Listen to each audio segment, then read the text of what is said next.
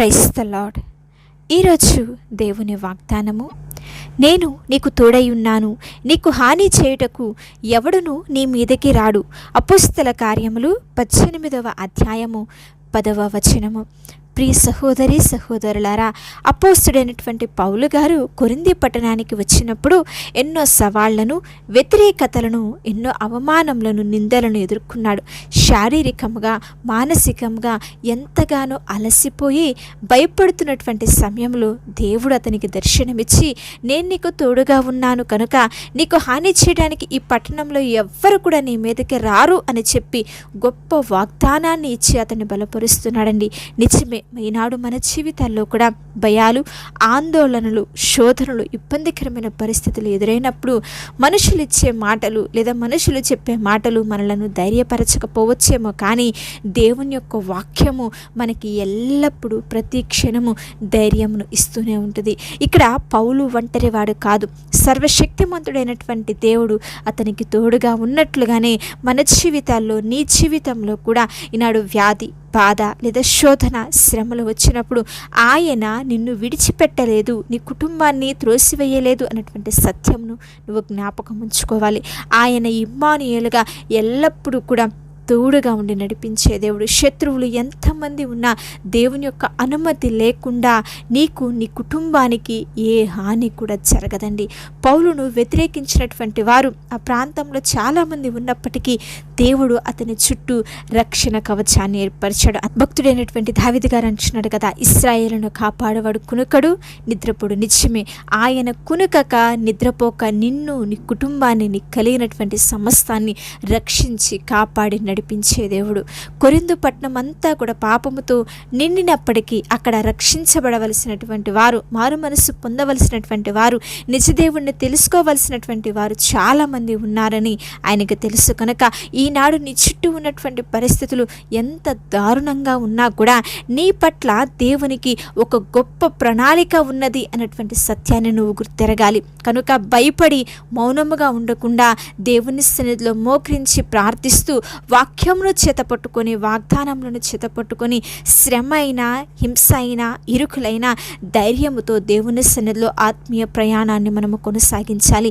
ఈ యొక్క దర్శనము తర్వాత పౌలు గారు తనకున్నటువంటి భయమును విడిచిపెట్టేశాడు. అంతేకాకుండా 1.5 సంవత్సరము పాటు ఆయన అక్కడే ఉండి ధైర్యముగా దేవుని యొక్క వాక్యమును బోధించాడండి. మరి ఈరోజు మీ జీవితంలో మీరు దేనికి భయపడుతున్నాడు? దేవుడు మీకు తోడై ఉన్నాడన్నటువంటి నమ్మకముతో మీరు ముందడుగు వేయండి. మరి ఒక చిన్న పాప కానీ, బాబు కానీ అర్ధరాత్రి సమయంలో చీకటిని చూసి భయపడి ఏడుస్తూ ఉంటారు. ఎప్పుడైతే తల్లి కానీ, తండ్రి కానీ వచ్చి పక్కన కూర్చొని చేయి పట్టుకోగానే ఆ భయం అనేది పోయి ప్రశాంతంగా నిద్రపోతారు కదా. తండ్రి ఆ చీకటిని తీసేయలేదు, కేవలము నేను ఉన్నాను అన్నటువంటి ధైర్యమునిచ్చాడు.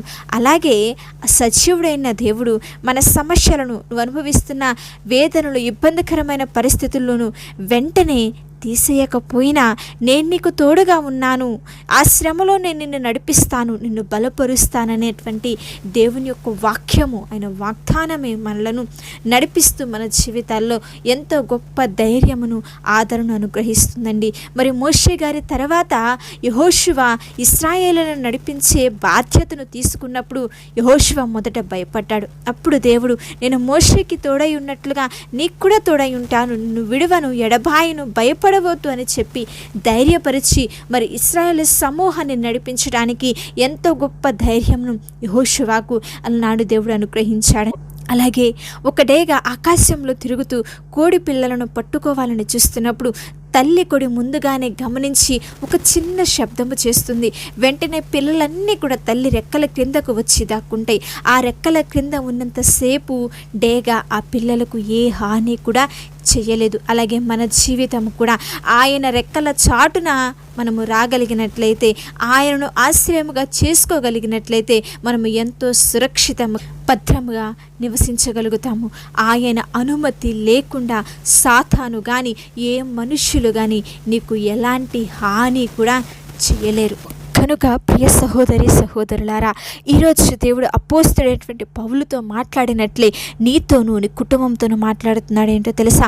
పౌలు కొరింథీ పట్టణంలో ఒంటరిగా లేడు. దేవుడు అతడికి తోడుగా ఉన్నానని ఎలా అయితే వాగ్దానం ఇచ్చాడో అలాగే మీరు కూడా ఎట్టి పరిస్థితిలోనూ ఎలాంటి స్థితిలోనూ మీరు ఒంటరి వారు కాదని, ఆయన మీకు తోడుగా ఉన్నాడని, మీ యొక్క శోధనలు నిందలు ఏమాత్రము కూడా మిమ్మల్ని ఏమీ చేయలేవు, ఆయన రక్షణ మీకు కవచముగా ఉన్నదని, మీ యొక్క భవిష్యత్తు శూన్యము కాదు, మీ పట్ల మీ కుటుంబం పట్ల ఆయనకున్నటువంటి గొప్ప ప్రణాళిక నెరవేర్పున్నటువంటి సత్యమును గుర్తుంచుకొని పౌలు వలె భయమును విడిచిపెట్టేసి దేవుని యొక్క పని కొరకు మనము కూడా నిలబడాలి. మనము కూడా మరి నీకున్నటువంటి భయాలను ఆందోళన అన్నిటినీ కూడా దేవుని పాదముల చెంత పెట్టి ఆయన సేవలు ఆయన చిత్తంలో కనుక నడవగలిగినట్లయితే ఆయన నిన్ను నడిపించి స్థిరపరిచి తోడుగా ఉండి బలపరచడానికి సిద్ధంగా ఉన్నాడు. కనుక దేవుడు నీకు తోడుగా ఉన్నాడన్నటువంటి విశ్వాసముతో నమ్మికతో ప్రార్థనలో ఏకీభవిద్దాము. చిన్న ప్రార్థన. పరిశుద్ధుడా, ప్రేమ కలిగిన మా తండ్రి, ఉన్నతుడా, మహోన్నతమైన ఘనమైన కృప కలిగిన నామమునకై, పరిశుద్ధమైన నామమునకై స్తోత్రములు తండ్రి. ఈనాడు మీ వాక్యము ద్వారా మాతో మాట్లాడిన ప్రతి మాటకై మీకు స్తోత్రం. అవును దేవా, నేను మీకు తోడుగా ఉన్నాను అని మీరు మాకు ఇచ్చినటువంటి అభయమును బట్టి, మా హృదయాలకు మీరు దయచేసినటువంటి నెమ్మదిని బట్టి మీకే స్తోత్రములు. ఈరోజు ఎంతమంది అయితే ఈ వాక్యంలో వింటున్నారో తండ్రి, వారి కుటుంబాలలో ఎదురవుతున్న అనారోగ్య పరిస్థితులు, ఆర్థికపరమైనటువంటి ఇబ్బందులు, భవిష్యత్తు గురించినటువంటి ఆందోళన వల్ల భయపడుతుంటే వారి భయాలన్నింటినీ ఇప్పుడే యేసు నామములో తొలగించమని ప్రార్థిస్తున్నాం. పౌలుని ధైర్యపరిచినట్లుగా వింటున్న ప్రతి ఒక్క బిడ్డను మీరు ధైర్యపరచండి. నీ ఆత్మచేత తాకి నడిపించండి. మీ యొక్క అద్భుతమైనటువంటి సంరక్షణ, కాపుదల ప్రతి ఒక్కరి బిడ్డ చుట్టూ, ప్రతి ఒక్క కుటుంబం చుట్టూ ఉంచి నడిపించండి. మీ చిత్తాన్ని ప్రతి ఒక్కరి జీవితంలో నెరవేర్చి కృప చూపించండి. మా ప్రార్థన ఆలకించినందుకు మీకే స్తోత్రములు చెల్లిస్తూ ఈ యొక్క వాగ్దానమును బిడ్డల పట్ల జరిగించి నెరవేర్చి మేలులతో నింపమని మా ప్రభువును ప్రియరక్షకుడైన యేసుక్రీస్తు వారి అతి పరిశుద్ధమైన నామంలో ఈ ప్రార్థన అడిగి పొందుకుంటున్నాము తండ్రి. ఆమేన్. అలాగే మీ ప్రార్థన అవసరతలు మాకు తెలియచేయండి. దేవుని ఉన్నతమైన కృప మీకు, మీ కుటుంబాలకు తోడయుండి నడిపించునుగా.